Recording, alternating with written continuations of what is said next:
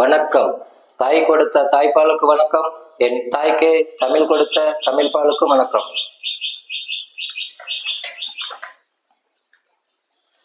சமஸ்கிருதம் வடமொழி என்பதும் சமஸ்கிருதம் ஆரிய மொழி என்பதும் சமஸ்கிருதம் வெளியேறிந்து வந்த மொழி என்பதும் சமஸ்கிருதத்திற்கும் தமிழுக்கும் எந்தவித தொடர்பும் இல்லை என்பதும் ஹிந்தி அந்நிய மொழி என்பதும் ஹிந்தி வடமொழி என்பதும் ஹிந்தி வேறு தமிழ் வேறு என்பதும் பிராமணர்கள் வந்தேரி என்பதும் பிராமணர்கள் ஆரியர் என்பதும் பிராமணர்களிற்கும் தமிழர்களிற்கும் சம்பந்தம் இல்லை என்பதும் பிராமணர்கள் வடக்கே இருந்து வந்தவர்கள் என்பதும் என் நாட்டின் மீதும் என் நாட்டில் உள்ள இறையாண்மை மீதும் என் நாட்டை துண்டாடுவதற்காக தொடுக்கப்பட்ட மிகப்பெரிய போராகும்.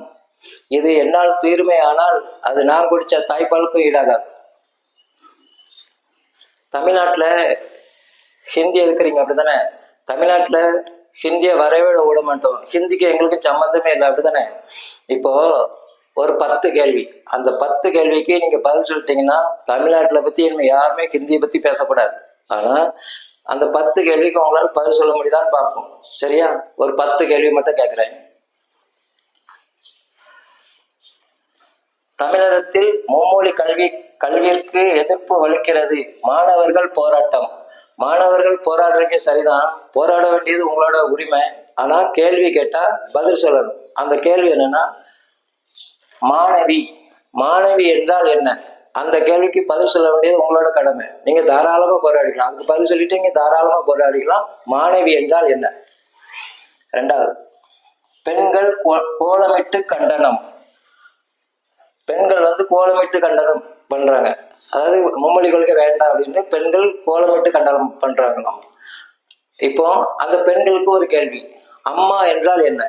அம்மா என்றால் என்ன? அது பதில் சொல்லிட்டு நீங்க தாராளமா கோலம் போட்டுக்கலாம், தாராளமா போராடிக்கலாம், எந்த பிரச்சனையும். 2வது கேள்வி, முதலமைச்சர் ஸ்டாலின் ஐயா அவருக்கு தமிழக முதல்வர் மாண்புமிகு திரு மு.க. ஸ்டாலின் ஐயா அவர்களுக்கு ஒரு கேள்வி, மாண்புமிகு என்றால் என்ன? மாண்புமிகு என்றால் என்ன அப்படிங்கிறத நீங்க பதில் சொல்லணும்.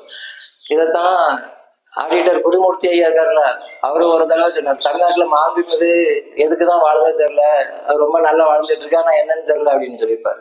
அது எதுக்கு வாழ்றதுன்னு தெரியல அப்படின்னு சொல்லியிருப்பாரு. அதைத்தான் நானும் கேட்கிறேன், மாண்புமிகு என்றால் என்ன அப்படிங்கிறத தமிழக முதலமைச்சர் மு.க. ஸ்டாலின் ஐயா சொல்லணும். கேள்வி 4, தமிழக துணை முதல்வர் மாண்புமிகு திரு உதயநிதி ஸ்டாலின் அண்ணனுக்கு ஒரு கேள்வி, பகுத்தறிவு என்றால் என்ன? பகுத்தறிவு என்றால் என்ன?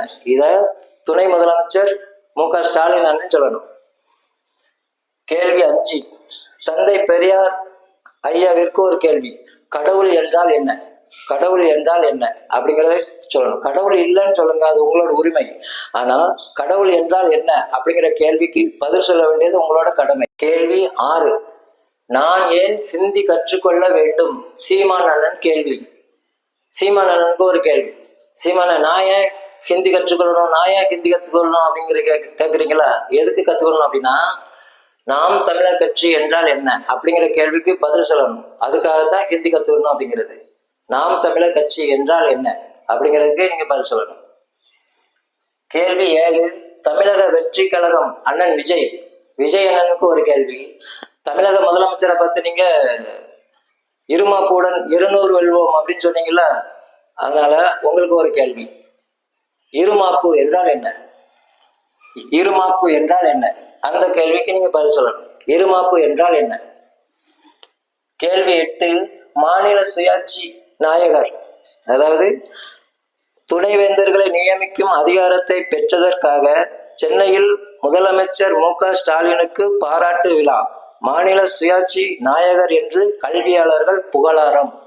அந்த கல்வியாளருக்கு ஒரு கேள்வி, கல்வி என்றால் என்ன? கல்வி என்றால் என்ன? அந்த கல்வியாளர்கள் கல்வி என்றால் என்ன அப்படிங்கிறத சொல்லணும். கேள்வி 9, ஹிந்தியை எதிர்க்கும் அரசியல்வாதிகளுக்கு ஒரு கேள்வி, ஹிந்தியை எதிர்க்கும் அரசியல்வாதிக்கு ஒரு கேள்வி, அரசியல் என்றால் என்ன? அரசியல் என்றால் என்ன? இந்த கேள்விக்கு யாரெல்லாம் ஹிந்தி எதிர்க்கிறீங்களோ அந்த அரசியல்வாதிகள் எல்லாம் அரசியல் என்றால் என்ன அப்படிங்கிற கேள்விக்கு பதில் சொல்லணும். கேள்வி 10, தமிழ் தேசிய மற்றும் தமிழ் ஆசிரியர்களுக்கு ஒரு கேள்வி. வணக்கம் என்றால் என்ன? வணக்கம் என்றால் என்ன அப்படிங்கிற கேள்விக்கு பதில் சொல்லணும். வணக்கம் என்றால் என்ன? இதெல்லாம் ஏன் கேட்கிறேன் அப்படின்னா, இதெல்லாம் ஹிந்தி தெரிஞ்சாதான் பதில் சொல்ல முடியும். யாராவது ஒருத்தர் ஹிந்தி தெரிஞ்ச யாராவது ஒருத்தர் இதுக்கு பதில் சொல்லிருங்க பார்ப்போம். ஹிந்தி இல்லாம பதில் சொல்லிருங்க பார்ப்போம். அப்படி பதில் சொல்லிட்டீங்கன்னா என்னைய தமிழ்நாட்டுல நீங்க தூக்குல போட்டுடலாம். இனிமேல் அப்படி தூக்குல போட்டுட்டு இனிமேல் யாராவது தமிழ்நாட்டுல ஹிந்தியை பத்தி பேசுனீங்க அப்படின்னா உங்களுக்கு இதே தண்டனை தான் கிடைக்கும் அப்படின்ட்டு நீங்க என்னைய தூக்குல போட்டுடலாம். நான் என் மாவட்டத்து கலெக்டர்கிட்ட கையெழுத்து வாங்கி தரேன். அது என்னோட பொறுப்பு. நீங்க இதுக்கு பதில் சொல்லிட்டு நீங்க தூக்குல போட்டுக்கலாம். ஏன் அப்படின்னா ஹிந்தி முத்தமிழ்ல வர 2வது தமிழ் ஹிந்தி ஹிந்தி ஹிந்தி. அதனால ஹிந்தி தெரிஞ்சாதான் இதுக்கு பதில் சொல்ல முடியும். சரியா?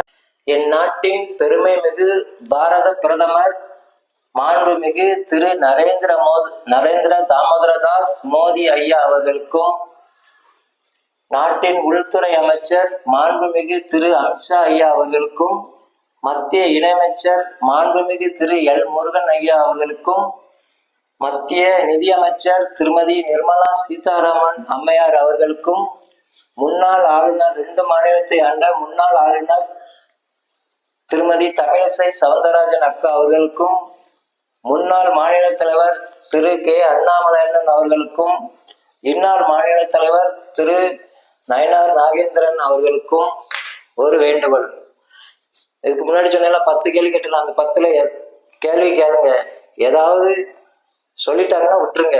இல்லையா கண்டிப்பா நீங்க ஹிந்தி படிச்சு வச்சே ஆகணும். ஹிந்தி தெரிஞ்சாதான் தமிழுக்கு அர்த்தம் சொல்ல முடியும்.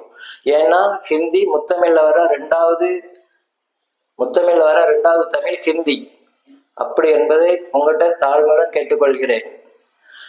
தர்மத்தின் வாழ்வதனை சூது கவ்வும், பின் இறுதியில் தர்மமே வெல்லும். ஜெய்ஹிந்த்.